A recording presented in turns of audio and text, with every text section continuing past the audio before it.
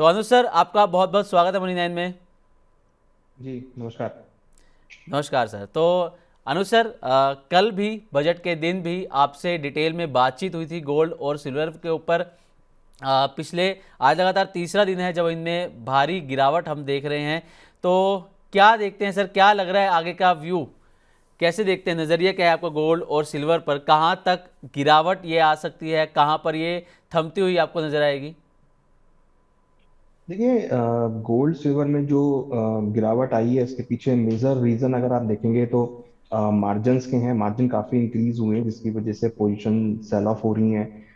COMEX में margin बढ़ाए गए हैं, इंडियन मार्केट्स में मार्जिन बढ़ाए गए हैं, तो ये कहीं ना कहीं एक जो है मार्जिन ट्रिगर्स की वजह से सेलिंग प्रेशर आता हुआ दिखाई दिया है। प्लस जो फेडरल चेयरपर्सन का न्यू पर्सन का नाम सामने आया है उसकी वजह से एक जो स्टेफेन डिमांड थी वो थोड़ी सी डाइल्यूट हुई है जिसकी वजह से करेक्शन आता हुआ दिखाई दिया। हालांकि प्राइस अगर आप देखेंगे तो काफी तेजी से इंक्रीज हुए थे। मीन्स अगर आप देखेंगे तो जो जनवरी वाला मोमेंटम था वो पूरा यहाँ पर वाइप आउट हो गया है। जी। तो हमें लगता है कि कहीं ना कहीं जो मोमेंटम बना है अभी फिलहाल काफी रेंज बाउंड रहेगा। और ये जो अभी गिरावट आ रही है मुझे लगता है कि ये थोड़ी सी यहाँ पे स्टेबल हो सकती है, क्योंकि प्राइस काफी करेक्ट हुए हैं, ऑलमोस्ट 45% भाव गिर चुके हैं। तो हमें लगता है कि ये एक जो लोग फॉर्मो में थे कि भाई हम नई खरीदारी कर पाए, तो उनके लिए एक मौका हो सकता है जहां पर खरीदारी देखी जा सकती है। बट हमें लगता है कि फिलहाल अभी, क्योंकि अभी आज यूएस मार्केट खुलेगा वहां भी मार्जिन्स बढ़े हैं, तो जी। लगता है कि वेट करना चाहिए शाम तक। यूएस मार्केट खुलेगी, वहां पर क्या सेल ऑफ होता है या क्या वहां पे मार्जिन को लेकर प्रतिक्रिया होती है वो देखनी बहुत जरूरी है। ओके, ठीक है सर। और सर, जिनको अब नुकसान इतना हो चुका है, हायर प्राइस में जिन्होंने खरीद लिया गोल्ड या फिर स्पेशली सिल्वर, क्योंकि सिल्वर की अगर हम प्राइजेस देखें तो पिछले 3 दिन के अंदर ही 1.5 लाख से 2 लाख के बीच में प्राइजेस नीचे आते हुए उनके नज़र आए हैं, सिल्वर के स्पेशली। तो जिन्होंने सिल्वर ईटीएफ या फिर फिजिकल सिल्वर खरीद लिया हायर प्राइजेस में, अब वो क्या करें सर? देखिए, अगर फिजिकल में है, आपको अगर मार्जिन का इशू नहीं है तो हमें लगता है कि आपको होल्ड करना चाहिए। क्योंकि देखिए लॉन्ग टर्म पर्सपेक्टिव है, इन्वेस्टमेंट पर्सपेक्टिव है, तो डेफिनेटली आपको लॉन्ग टर्म में अच्छे रिटर्न मिलेंगे। बट हाँ, शॉर्ट टर्म में अगर मार्जिन इश्यूज हैं तो शायद आपको पोजीशन लिक्विड भी करनी पड़े, क्योंकि शॉर्ट टर्म में हमें लगता नहीं है कि मार्केट यहाँ से उतना लेवल पर वापस आता हुआ दिखाई देगा। 4,20,000 के आसपास अगर हम सिल्वर की बात करें या गोल्ड की बात करें 1,80,000, तो हो सकता है कि मार्केट अभी थोड़ा सा एक रेंज बाउंड हो सकता है, रेंज बाउंड मोमेंटम में आ सकता है। बट अगर आपको पास कैपेबिलिटी है लॉन्ग टर्म होल्ड करने की तो उसको होल्ड कर सकते हैं, और लोअर लेवल पे आप अगेन एवरेजिंग के लिए बाय भी कर सकते हैं। ओके, ठीक है सर। एक टेक सर मैं इस पर चाहूँगा कि बीएसई ने 20% की सर्किट लिमिट जो है वो यहाँ पर रखी है गोल्ड सिल्वर पर, जो ईटीएफ्स हैं। तो ये इन्वेस्टर्स के लिए कितनी सुरक्षित है, कितना सुरक्षा ये इन्वेस्टर्स को देगी या उनके पोर्टफोलियो को, उनके पैसों को? देखिए, सर्किट लिमिट हमेशा से ही एक बेनिफिशियली रहती है, क्योंकि अगर सर्किट लगता है तो ये होता है कि यहाँ पे उससे ज्यादा लॉस आपको इंट्राडे में नहीं आएगा। फिर अगले दिन हो सकता है कि मार्केट का सिनेरियो चेंज हो जाए, या ये हो सकता है कि अगली बार नेक्स्ट डे जो इन्वेस्टर है उसके पास पोजीशन को होल्ड करने का फंड अरेंज वो कर सके। तो बेसिकली सर्किट लिमिट जो लगाई है वो इसी नज़र में लगाई है कि अगर किसी इन्वेस्टर के पास आज पैसे का अरेंजमेंट नहीं है तो वो फिर कल पैसे का अरेंजमेंट करके उसको यूज कर सकता है। तो बेसिकली अगर आप देखेंगे तो सिल्वर ईटीएफ या गोल्ड ईटीएफ में जो सर्किट लिमिट है उसका मेन ऑब्जेक्टिव यही है कि अगर किसी के पास शॉर्टेज चल रही है फंड की तो वो अगले दिन उसको अरेंज करके पोजीशन को रोक सकते हैं। तो ये ओ, बेसिकली अगर आप देखेंगे तो इन्वेस्टर के परस्पेक्टिव से बेनिफिशियल रहता है। जी, ठीक है सर। और सर, क्योंकि आपने कल भी इस बात का जिक्र किया था केविन वॉश का, जो डोनाल्ड ट्रंप की तरफ से प्रपोजल दिया गया है उनके नाम का, फेड चेयरमैन का। तो ये कितना इम्पैक्ट डालेंगे सर गोल्ड और सिल्वर पर? और क्या जब अगर वो चेयरमैन बन जाते हैं तो क्या वहाँ से हम ये उम्मीद कर सकते हैं कि गोल्ड और सिल्वर में फिर से इस तरीके की तेज़ी देखने को मिलेगी या फिर प्राइजेस नीचे ही जाते हुए नजर आएंगे? देखिए, जो नाम डिस्क्लोज किया गया है डेफिनेटली वो एक उससे अनसर्टेनिटी तो क्लियर हुई कि हाँ भाई, जो वॉश है वो यहाँ पर अब फेड चेयर बनते हुए नजर आएंगे। तो कहीं ना कहीं अगर आप देखेंगे तो उससे अनसर्टेनिटी तो क्लियर हुई है, मगर दूसरी तरफ ये भी है कि वो काफी हॉकिस्ट हैं। और लग रहा है कि वो आगे यूएस में जो इन्फ्लेशन है उसको कंट्रोल कर पाएंगे। लग जी। रहा है कि वो कहीं ना कहीं आगे यूएस की इकोनॉमी को सपोर्ट करेंगे। तो उससे थोड़ा सा जो अनसर्टेनिटी का माहौल था वो यहाँ पे कम होता हुआ दिखाई दिया, जिसकी वजह से एक शार्प करेक्शन हमने गोल्ड सिल्वर में आता हुआ देखा। बट दूसरी तरफ ये भी है कि वो आने के बाद, क्योंकि ट्रम्प चाहते हैं कि इंटरेस्ट रेट कट हो, तो अगर वो आते हैं सीट पे तो हो सकता है कि फिर वो एग्रेसिव इंटरेस्ट रेट भी कट करेंगे ट्रम्प के कहने पे, तो अगेन फिर वो गोल्ड सिल्वर के लिए सपोर्टिव होगा। क्योंकि अगर इंटरेस्ट रेट कट होंगे तो डॉलर इंडेक्स में वीकनेस होगी, और कहीं ना कहीं फिर gold silver as a safe haven और इन्वेस्टमेंट डिमांड बढ़ती हुई नजर आएगी। ओके, चलिए सर, हमारे पास दर्शकों के यहाँ पर लाइव सवाल भी आ रहे हैं सर। कुछ सवाल लेते हैं, उस पर भी बातचीत करते हैं और ओवरऑल हमारी बातचीत यहाँ पर जारी रहेगी। अगला सवाल जो हमारे पास आया है वो है अमित जी का। सर ये पूछ रहे हैं कि हालांकि इन्होंने बताया भी है और पूछा भी है, ये कह रहे हैं कि जब तक मार्जिन कम नहीं होंगे तब तक गोल्ड सिल्वर या फिर जो बाकी मेटल्स हैं वो चलेंगे नहीं। तो आपको क्या लगता है कि ये जो मार्जिन्स हैं पूरे वर्ल्ड वाइड अगर बात करें तो क्या ये मार्जिन कम होंगे, आपको लगता है? देखिए, मार्जिन जो लगाए गए हैं वो करंट कॉन्ट्रैक्ट पे लगाए गए हैं, उसके जो अगले कॉन्ट्रैक्ट में अभी भी लो मार्जिन हैं। मुझे लगता है कि अभी फिलहाल इन करंट कॉन्ट्रैक्ट्स में तो नहीं लग रहा कि कोई मार्जिन ऐसा आपको कम होता हुआ दिखाई देगा। फिलहाल तो मुझे लगता है कि शॉर्ट टर्म के लिए अगर हम बात करें 10 से 15 दिन, तो ये मार्जिन कम नहीं होने वाले हैं, क्योंकि मार्केट के अंदर वॉल्टिलिटी इतनी थी, तो उसको स्टेबल करने के लिए मुझे लगता है कि ये मार्जिन लगाए गए हैं। और अभी मुझे नहीं लगता कि जल्दी से मार्जिन हटेंगे, इट विल टेक टाइम। हो सकता है कि आपको फरवरी का महीना जाता हुआ दिखाई दे। ओके, ठीक है सर। चलिए, मयंक जी का एक सवाल हमारे पास आया है। ये पूछ रहे हैं कि इन्होंने गोल्ड ईटीएफ लिया सर 122 रुपये के भाव पर। क्या अब यहाँ से ये और ज़्यादा पैसा उसमें डाल सकते हैं और ज़्यादा पैसा डिप्लॉय कर सकते हैं एवरेजिंग करने के लिए? देखिए, बिल्कुल हमें लगता है कि डिप्लॉय कर सकते हैं, क्योंकि हमें लगता है कि यहाँ से आपको अच्छी रिकवरी भी देखने को मिलेगी, और ये एक अच्छा ऑप्शन भी है। हाँ, मुझे भी थोड़ा वेट कर लीजिए 1-2 दिन और, यूएस की मार्केट सेटल हो जाए, वहाँ पे मार्जिन सेटल हो जाए, तो आपको अच्छे रेट्स मिलेंगे। तो वहाँ पर आप एवरेजिंग के लिए बाय कर सकते हैं, क्योंकि देखिए जनरली हम ईटीएफ में इन्वेस्टमेंट करते हैं तो वो लॉन्ग टर्म पर्सपेक्टिव से होता है। तो अगर आपका लॉन्ग टर्म होराइजन है 3 से 5 साल का, तो हमें लगता है कि आपको उसमें इन्वेस्टमेंट करना चाहिए। ठीक है सर। रमन जी का सवाल आया है सर, हालांकि इस पर हमने कल भी डिस्कशन किया था और लगभग सभी शोज़ के अंदर हम ये डिस्कशन करते हैं। ये पूछ रहे हैं कि पोर्टफोलियो में गोल्ड और सिल्वर का कितना हिस्सा होना चाहिए सर? देखिए, गोल्ड सिल्वर का रेशियो हमें लगता है कि 15 से 20% होना चाहिए, क्योंकि ये एक ऐसा प्रोडक्ट है जो हेज अगेंस्ट अनसर्टेनिटी होता है। कोई भी अगर अनसर्टेनिटी होगी तो यहाँ पर आपको वॉलेटिलिटी देखने को मिलेगी। तो 15 से 20% आप अपने पोर्टफोलियो में गोल्ड सिल्वर को रख सकते हैं। ओके, ठीक है सर। दिव्या जी ये पूछ रहे हैं कि क्या आज गोल्ड सिल्वर ईटीएफ लेना सही रहेगा? देखिए, हमें लगता है कि गोल्ड सिल्वर ईटीएफ आप थोड़ा वेट कर सकते हैं, क्योंकि आज यूएस मार्केट खुलेगा, जो वहाँ पे मार्जिन लगे हैं उसका इम्पैक्ट भी आएगा। तो हमें लगता है कि 1-2 दिन रुककर फिर आप स्टेबल हो जाएंगे प्राइस, अभी तो काफी वॉलेटाइल है। जब प्राइस स्टेबल हो जाए तो फिर आप इन्वेस्टमेंट स्टार्ट कर सकते हैं। ओके, ठीक है सर। चलिए तो आगे बढ़ते हैं। कॉपर पर सवाल है सर। ये पूछ रहे हैं कि कॉपर में क्या करना चाहिए सर? कॉपर भी तेज़ दौड़ रहा था सिल्वर की तरह ही, लेकिन हालांकि अब उस पर भी थोड़ी सी यहाँ पर गिरावट उसमें भी, कॉपर में भी देखने को मिल रही है। कॉपर में क्या नज़रिया है सर आपका? देखिए, कॉपर में अभी देखें तो अच्छा एक फिलहाल शॉर्ट टर्म में थोड़ा सा ब्रेकडाउन हुआ है। हमें लगता है कि यहाँ पे जो गिरावट है ये आगे आ सकती है कुछ और लग रहा है कि एक बार प्राइस जो है वो 1100 तक के लेवल पे दिखा सकते हैं। तो अगर आप खरीदारी करनी है तो हमें लगता है कि वेट एंड वॉच करना चाहिए। प्राइस अगर 1100 तक आ जाए तो वहां पर आप फर्दर इनिशिएट बाइंग इनिशिएट कर सकते हैं। तो फिलहाल तो अभी सेंटीमेंट थोड़ा सा डाउन है, जी। थोड़ा वेट एंड वॉच करना चाहिए, बाय ऑन डिप्स की स्ट्रेटेजी यूज करनी चाहिए। ओके, ठीक है। तो सर लमसम लगाने की सलाह देंगे आप या फिर एसआईपी करके चले हर महीने?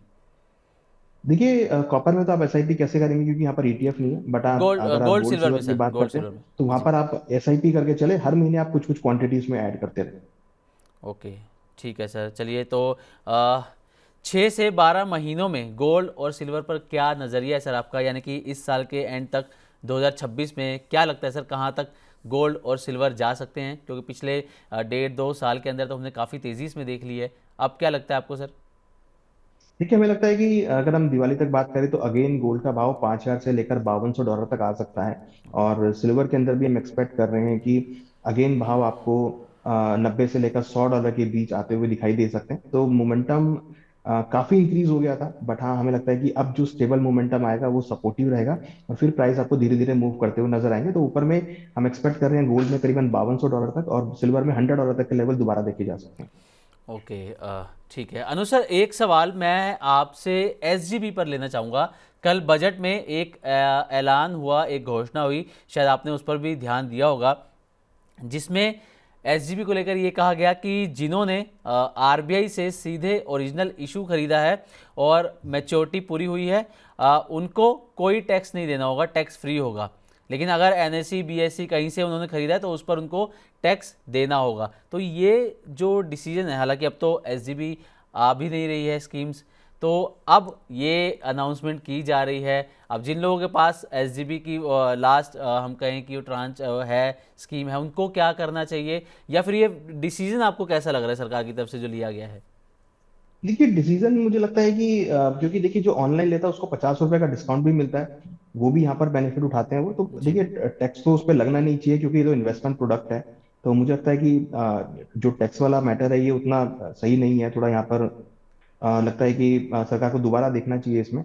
बट हाँ अगर आप देखेंगे दूसरी तरफ तो क्योंकि प्राइस काफी इंक्रीज हो गए हैं, तो मुझे लगता है कि अच्छा खासा मुनाफे में होंगे जो एसजीबी निवेशक हैं, तो उनको तो यहाँ पे अच्छा खासा बेनिफिट मिल रहा है। मुझे लगता है कि उनको यहाँ पे प्रॉफिट बुक भी करना चाहिए।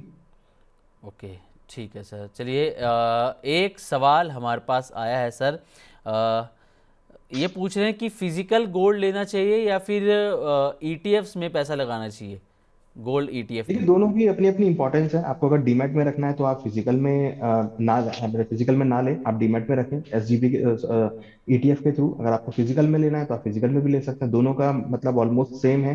तो आपको अगर लॉन्ग टर्म रखना है इन्वेस्टमेंट तो आप डीमैट में रख सकते हैं, आपको फिजिकल चाहिए तो आप फिजिकल में रख सकते हैं, दोनों का ही मतलब ऑलमोस्ट सेम है। ओके, ठीक है सर। अब एक सवाल जो हमारे पास आया है, ये पूछ रहे हैं सर कि वीरेंद्र जी इनका नाम है।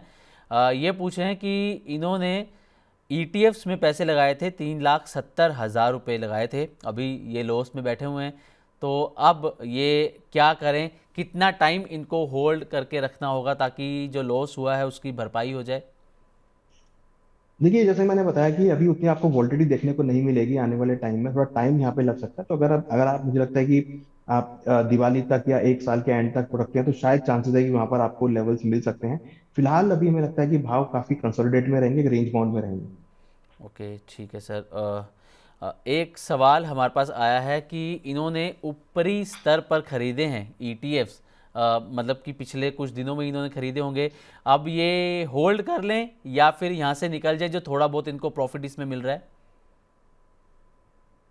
देखिए अगर शॉर्ट टर्म के लिए पर्सपेक्टिव से रखा है तो निकल जाना चाहिए, बट अगर लॉन्ग टर्म इन्वेस्टमेंट के पर्सपेक्टिव से है तो होल्ड कर सकते हैं। हमें लगता है कि आगे भी इसका फ्यूचर काफी ब्राइट रहेगा, तो आपको और अच्छे लेवल मिल सकते हैं। बट अगर अब इस टाइम पे प्रॉफिट मिल रहा है तो अगर बुक कर लीजिए, फिर नीचे डिप्स मिलेंगे तो वहां पर आप अगेन बाय करके चल सकते हैं।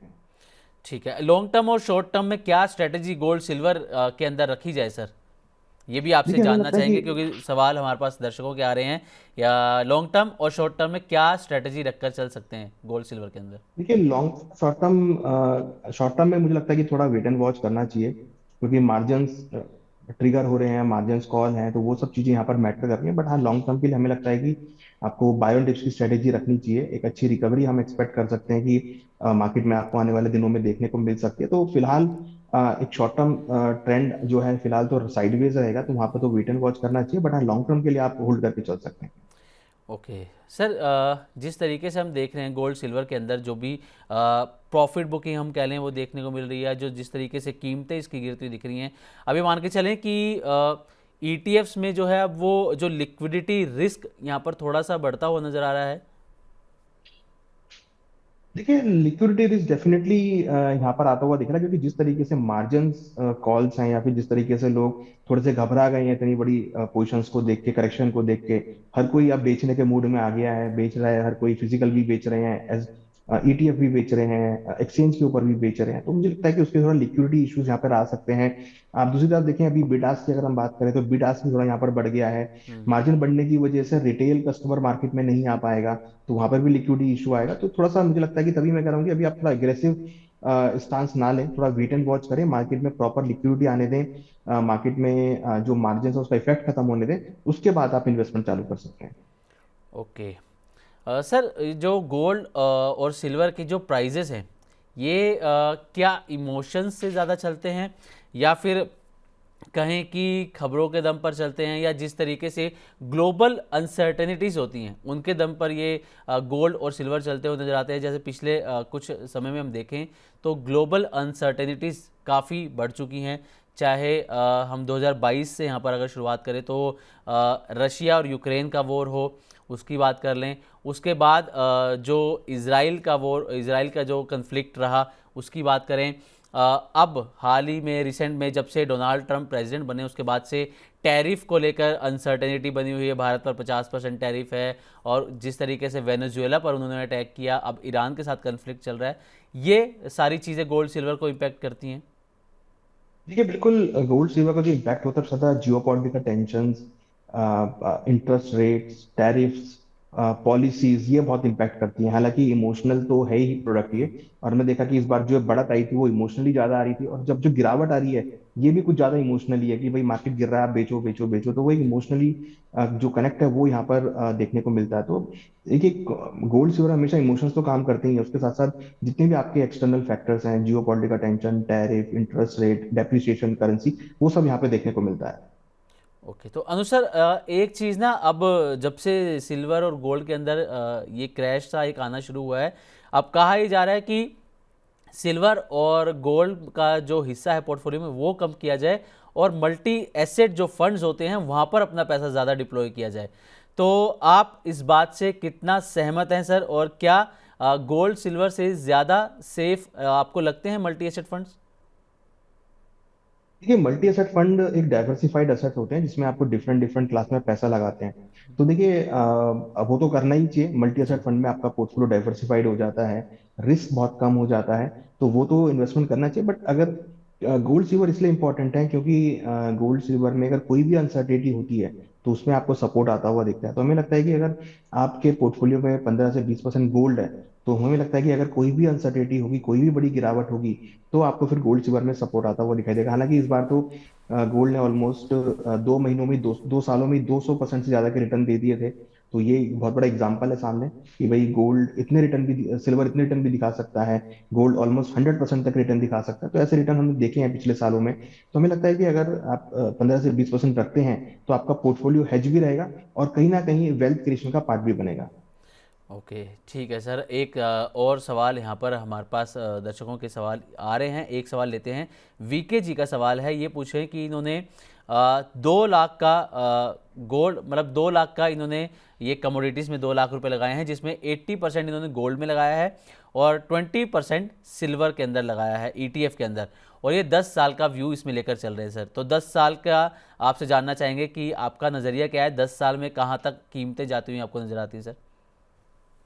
देखिए, 10 साल का तो लेवल कहना बहुत मुश्किल है, क्योंकि जो लेवल्स थे वो एक ही महीने में अचीव हो गए थे, और अब वहां से वापस नीचे करेक्ट भी हो गए। तो अभी तो हमें लगता है कि फिलहाल हम अगर दिवाली 2026 को टारगेट करें, तो हमें लगता है कि गोल्ड में $5200 तक और सिल्वर में अगेन 90-100 डॉलर तक के लेवल देखे जा सकते हैं। ओके, ठीक है सर। चलिए, एक और हमारे पास सवाल आया है। मनीष जी ये कह रहे हैं कि इन्होंने ट्रेडिंग में खूब प्रॉफिट कमाया है, और सिल्वर ट्रेंड अभी एक दिन में, ये कह रहे हैं कि अभी सिल्वर जो है, अपना ये व्यू रख रहे हैं सर कि सिल्वर जो है वो एक दिन में पता चल जाएगा और दोबारा से सिल्वर में प्रॉफिट वापस लौटना यहाँ पर शुरू हो जाएगा, कोई दिक्कत नहीं है, आगे भी लिख रहे हैं। तो आप इनकी बात से कितना सहमत है सर? ये अपना व्यू रख रहे हैं, आपका व्यू क्या है सर? देखिए बिल्कुल, उन्होंने ठीक कहा है कि सिल्वर में आपको लॉन्ग टर्म में अच्छा प्रॉफिट देखने को मिलेगा, बट क्योंकि देखिए मार्जिन्स बड़े हैं, कुछ चाइना को लेके भी न्यूज आ रही है कि वहां पर कुछ डिफॉल्ट्स हुए हैं, वो सब चीजें देखनी बहुत जरूरी हैं। और कहीं ना कहीं फिजिकल की भी मारामारी है, तो मुझे लगता है कि थोड़ा वेट एंड वॉच करना चाहिए। प्राइस डेफिनेटली 4,20,000 से 2,30,000, 2,23,000 तक नीचे आ गए हैं, तो ये एक बड़ी अच्छी अपॉर्चुनिटी है। बट मुझे लगता है कि थोड़ा स्टेबल मार्केट हो जाए तो फिर आप इन्वेस्टमेंट स्टार्ट कर सकते हैं। ओके, ठीक है सर। एक सवाल हमारे पास और आया सर, ये पूछे हैं कि ये जो गोल्ड सिल्वर के प्राइसेस डाउन हुए हैं, ये जो गोल्ड सिल्वर में जो भी कुछ चल रहा है, क्या ये सिर्फ जो यूएस और ईरान के बीच कन्फ्लिक्ट चल रहा है, इस वजह से हो रहा है, या फिर और भी कुछ रीजंस हैं गोल्ड और सिल्वर में इस मूवमेंट के पीछे? देखिए, इसके पीछे रीजन जो कि हमने बताया कि अभी एक तो मार्जिन ही है जो सभी एक्सचेंजेस में बढ़े हैं, प्लस फेडरल रिजर्व चेयरपर्सन का जो नाम अनाउंस हुआ है उसकी वजह से थोड़ी जो अनसर्टेनिटी थी वो यहाँ पर क्लियर हो गई है। प्लस थोड़ा सेल ऑफ यहाँ पर आता हुआ दिखाई दिया है, लोगों ने प्रॉफिट बुक किया है। चाइना में आगे हॉलीडेज हैं, हॉलीडेज पे जाने से पहले प्रॉफिट बुकिंग होती हुई दिखाई दी है। तो ये सब चीजें हैं जो यहाँ पर आती हुई दिखाई दी है। प्लस जियो पॉलिटिकल टेंशन भी कुछ कुछ जो है कमजोर होती हुई दिख रही है, अब कम होती हुई दिख रही है। कहीं ना कहीं अब यूएस ट्रम्प साहब जो है वो वॉर करने के मूड में नहीं है, जो पहले बहुत अग्रेसिव मूड था, तो वो कहीं ना कहीं अब थोड़ा वाइप आउट हुआ है, जिसकी वजह से हम प्रॉफिट बुकिंग आते हुए देख रहे हैं। ठीक है सर। अब एक सवाल मुकेश कुमार जी ये पूछ रहे हैं सर कि इन्होंने मार्च फ्यूचर का में गोल्ड जो है वो 1,40,000 रुपये पर लिया है। अब ये होल्ड करें या फिर 25,000 ये कह रहे हैं कि लॉस बुक कर लें? आप क्या गाइड करेंगे सर इनको? देखिए, मुझे लगता है कि इनको होल्ड करना चाहिए, क्योंकि प्राइस वापस ऊपर की तरफ आ रहे हैं। अगर आप देखेंगे तो इंट्राडे में आज 1,37,000 का लो बना के वापस 1,48,000 के ऊपर आ गए हैं, तो वापस प्राइस में मोमेंटम आया। हमें लगता है कि होल्ड करना चाहिए। ऊपर में लग रहा है कि कुछ और पॉजिटिव मोमेंटम 1,50,000 1,52,000 तक के लेवल देखने को मिल सकते हैं। ओके ठीक है सर। अच्छा सर, गोल्ड और सिल्वर के प्राइजेस नीचे आए हैं। हम एक नज़रिया ये है कि जिन्होंने पैसा लगा रखा है एज ए इन्वेस्टर उनको थोड़ा सा यहाँ पर नुकसान हो रहा है, लेकिन अब क्योंकि वेडिंग सीज़न भी आ रहा है तो यहाँ पर गोल्ड और सिल्वर की डिमांड बढ़ती है। तो आपको क्या लग रहा है कि इस बार जो अब मई के अंदर, अप्रैल मई जून में जो वेडिंग सीजन रहने वाला है, इसमें कितना इम्पैक्ट आप गोल्ड में आते हुए देख रहे हैं? क्या आपको यहाँ से लग रहा है कि गोल्ड की जो बिक्री है, फिजिकल गोल्ड की स्पेशली, वो और बढ़ती हुई यहाँ पर नजर आएगी क्योंकि गोल्ड के प्राइजेस नीचे आ रहे हैं? देखिए, बिल्कुल प्राइस बहुत नीचे आए हैं, तो डेफिनेटली लोगों का अट्रैक्शन तो यहाँ पर वापस आएगा। तो खरीदारी भी देखने को मिलेगी, बट ये है कि अभी भी प्राइस काफी बढ़े हुए हैं पहले के मुकाबले। तो मुझे लगता है कि जिनको रिक्वायरमेंट है वो खरीदारी कर सकते हैं, और प्राइस नीचे भी आए हैं अपने हाई से, तो वो भी एक अट्रैक्ट कर रहे हैं लोगों को। यहाँ पे हमें लगता है कि खरीदारी देखने को मिल सकती है। ओके, यहाँ पर खरीदारी जो है वेडिंग सीजन के अंदर देखने को मिल सकती है। और सर एक चीज़ और जो हम कल भी डिस्कस कर रहे थे, प्योरिटी की बात। जब गोल्ड महंगा हुआ तो लोगों ने 24 कैरेट गोल्ड की बजाय थोड़ा वो नीचे 22 कैरेट, 18 कैरेट या और जो ऑप्शंस आते हैं वहाँ पर लोगों ने शिफ्ट होना शुरू किया। तो अब यहाँ से क्योंकि गोल्ड के दाम कम हो रहे हैं, तो आपको क्या लगता है यहाँ से लोग वापस वही 24 कैरेट पर वापस आते हुए नजर आएंगे प्योरिटी पर? नहीं नहीं, देखिए ऐसा नहीं है। प्योरिटी के अपने अपने अलग अलग फंक्शंस हैं। जी। आपको अगर येलो गोल्ड की ज्वेलरी लेनी है तो आप 22 कैरेट में ज्वेलरी लेते हैं।